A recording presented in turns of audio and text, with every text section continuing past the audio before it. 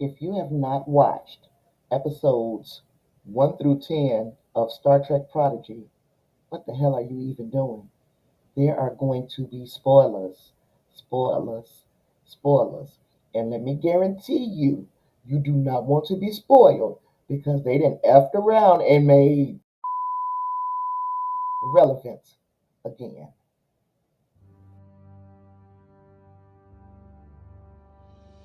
What's up, Trek Nation, and welcome back to After the Snap. It is I, Tosh, and we are going to try to shoot through episodes 7 through 10 of Season 2 of Star Trek Prodigy. In episode 7, our team uses a Borg conduit to travel through time faster because they wanted to get to where they believe they'll find Chakotay as quickly as possible, but they found themselves face to face with a Kazon inside the conduit. And Kazon going Kazon, he's like, in order for safe passage through here, I'm gonna need your ship, or I'm gonna need the weight of your ship in gold pressed platinum. But then for some reason he came out with another solution, and that solution would be a chance to earn your freedom by beating a pilot in a race through a kind of an obstacle course. So the crew, they went into teams, and they participated in this intense and this dangerous race, facing natural obstacles and then sabotage from the people that they were racing against or their competitors. And despite the fact that they were trying their hardest, the race ended in a chaotic manner as the crew realized that they've been manipulated into competing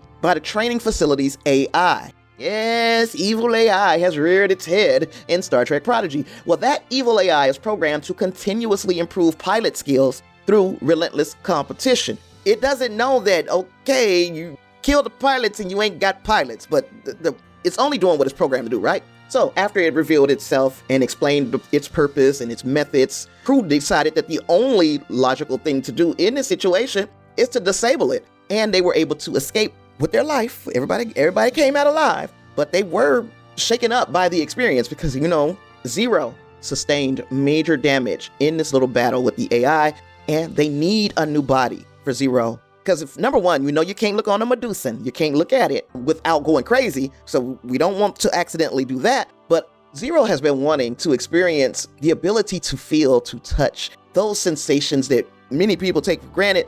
Zero is longing for the ability to have those sensations. And we won't have to wait long for that to happen because as they were resuming their mission to find Chakotay, they come across a planet of non-corporeal beings, and this is episode 8. They come across a planet of non-corporeal beings, and those beings reach out telepathically to Zero, sensing his pain, or their pain. I keep forgetting that Zero uses they, them pronouns. And I liked that they debated whether or not they were going to take this side mission and go to this planet, but it really wasn't a debate because everybody knew that they were going to do what was best for Zero. So they arrive at this planet, Ovidia 4, and they meet Ion, and that is the Medusan who reached out to Zero, and Ion explains the planet's properties, unique properties, which help support non-corporeal life. So Zero learns then about the possibility of experiencing physical senses through a biotransference process, some technobabble type-ish.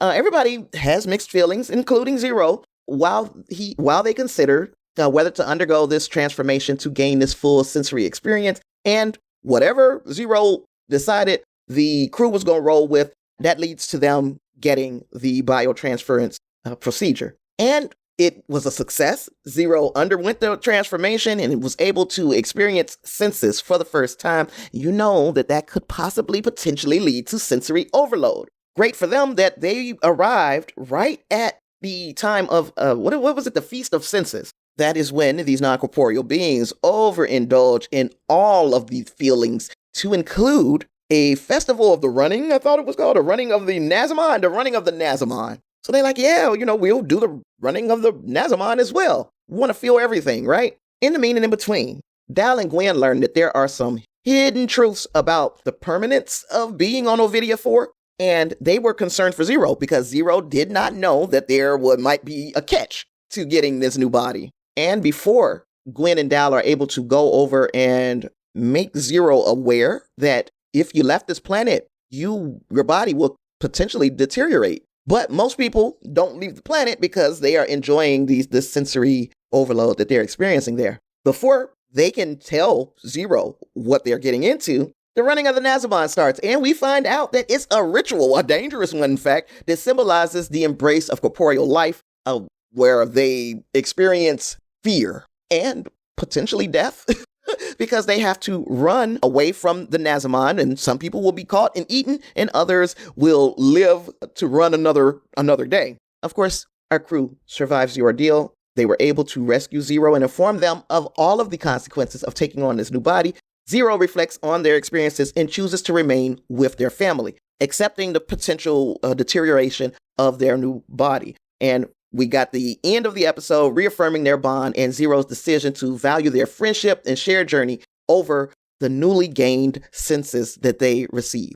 We see Zero in a body, and I said Doug because those bodies kind of resemble Doug Jones. It was actually a good, to me, call out to Doug Jones if that's what they intended to do. But now we are moving on, but we know that this body is not going to last forever. That's when we enter episode 9, where things start to ramp up. When she starts off with her personal log, talking about, basically dropping a bunch of exposition as they approach this location where they think they're going to find Chakotay. The crew's excitement is palpable. They near the coordinates, and they experience a bit of disappointment as they find nothing at the designated location, except, fortunately, they've got Rock there, and she knows that this planet should be here. So she does some techno-babble-ish, and she's able to locate the planet. It is basically being cloaked from just anyone's view.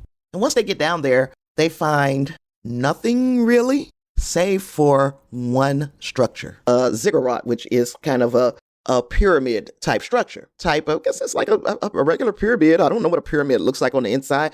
But another thing that was on the inside there is Wesley Crusher. That is right. And Wesley Crusher has been sitting there waiting for them. He introduces himself. He starts explaining his role. He starts explaining his situation. And in the meaning in between, Janeway, back on Voyager, she's getting her ass chewed by Admiral Jellicoe for not returning to Earth as ordered. Now, Janeway struggles with following these new orders, which is bring your ass back to Earth, or following her instincts to make sure that these kids make it back on Voyager, make it back to Starfleet. So back to Wesley, because it was just so good seeing him. Will Wheaton knocked this out the park. Wesley Crusher explained his connection to the Travelers. He gave us a little exposition, right? People who don't know who the Travelers are from Star Trek The Next Generation, he's giving that explanation and that his role in helping this crew. He spoke about the different dimensions, the fragile nature of the universe. He compared it to a sweater that could unravel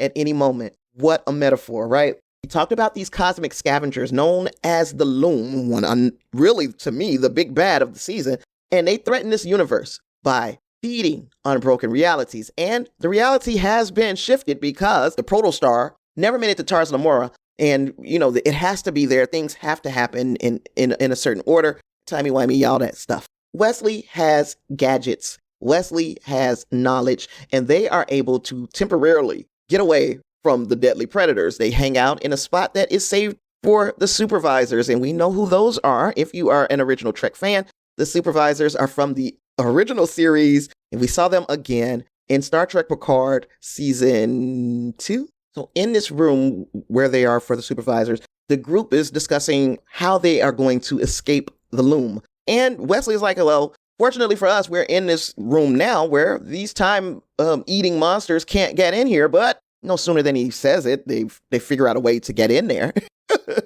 And their plan is to sit in that room and wait it out, then sneak to a vault for further action. Back on Voyager, because Janeway figured out what was going on and how these kids were trying to save Chakotay, and now she's on a mission to save them, of course. And she did the exact opposite of what Jellicoe wanted her to do. But she sends down to this planet because she finally encountered the planet inside the spiral, all of that good stuff. She found this planet, and she sends an away team consisting of Middleton, that was his name, Tysus, who is her first officer, and Majel, who is the friend of our Prodigy crew. She goes down there because she has a telepathic link to Zero, so it will make it easier for her to find them. So she's basically their map, basically their guide. The doctor gives them an armband to wear that is to protect them from temporal anomalies, and they go down on the planet, but they have to activate these armbands before they encounter the Loom, right? Y'all know they sent a red shirt down there, and I didn't tell you Middleton was a red shirt, but yes, Middleton is a red shirt, and Middleton gets down there, and He didn't activate it fast enough, so Middleton is bye-bye. And we learn that once the loom eats you, nobody remembers you. It's like you didn't exist. That's right. This mission has stakes. So Tysus decides, hey, at this point, we have to abandon this mission. We need to get back to Voyager and regroup and try to figure out another way. But Majel was like, not I. I'm going to find my friends. And she did. She found her. She found her friends, but not before she was chased through the ziggurat by the loom.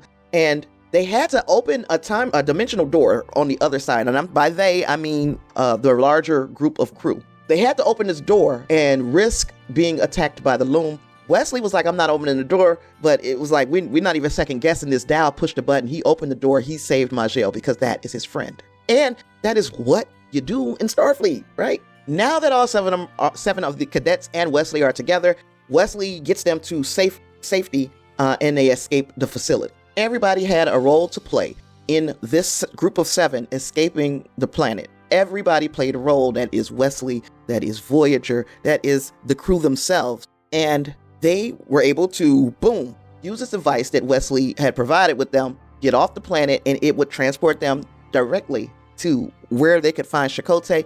And episode 10 ends with us seeing Chakotay. Chakotay, 10 years that he has spent on basically a beach on a barren planet alone because his original crew perished on this island prior to making it home. And that's where it ended. And look, those episodes 7, 8, 9, 10, fantastic. It actually made me not want to stop watching. I had to just go through the next 10 in a binge session. And at my age, that's incredible. These episodes leading up to the mid-season, to me alone, you might be able to find fault to them, but altogether they are perfect. They are perfect. They are everything a Star Trek fan wants. It has the right measure of excitement and stakes, as I said earlier, to reel in a newer audience. It is so well done. Perfect 5 for these 4 episodes together. And I'm not going to even tell you what my rating is for them separately, but they are spectacular, spectacular episodes. So the next video will be all 10 of the episodes following this because, like I said, I binged them all. I didn't stop, so I can't remember the teeny weeny tiny details, but I will give you an overview of what I thought of those 10 episodes on the other side. Let me know what you thought in the comments below. Hit the like button, subscribe, do all that great stuff. And I'll see you guys in the next one. Live long and prosper. Peace.